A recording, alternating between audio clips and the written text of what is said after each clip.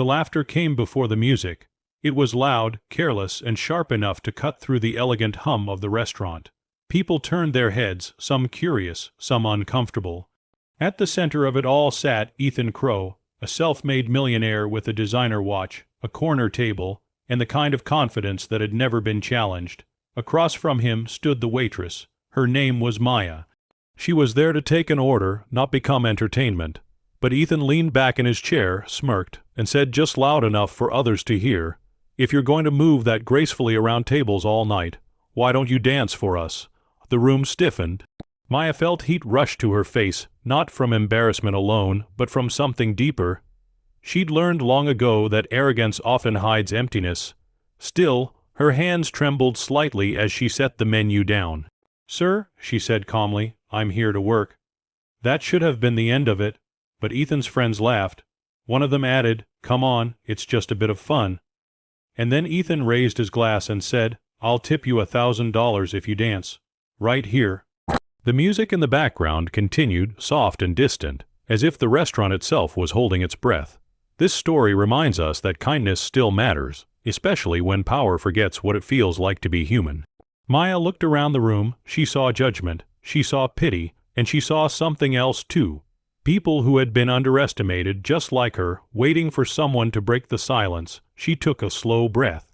"All right," she said. Ethan blinked. "Really?" Maya nodded, but not for the money.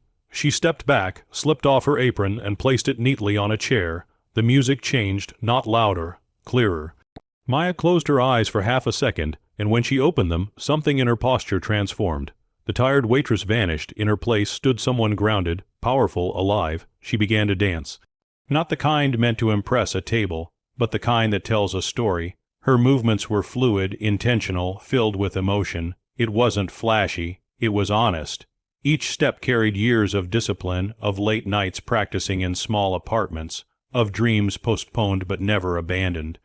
The room went silent, phones lowered, forks paused midair. Even Ethan's smile faded, replaced by something he hadn't expected: respect. When Maya finished, there was a beat of stillness. Then the applause came.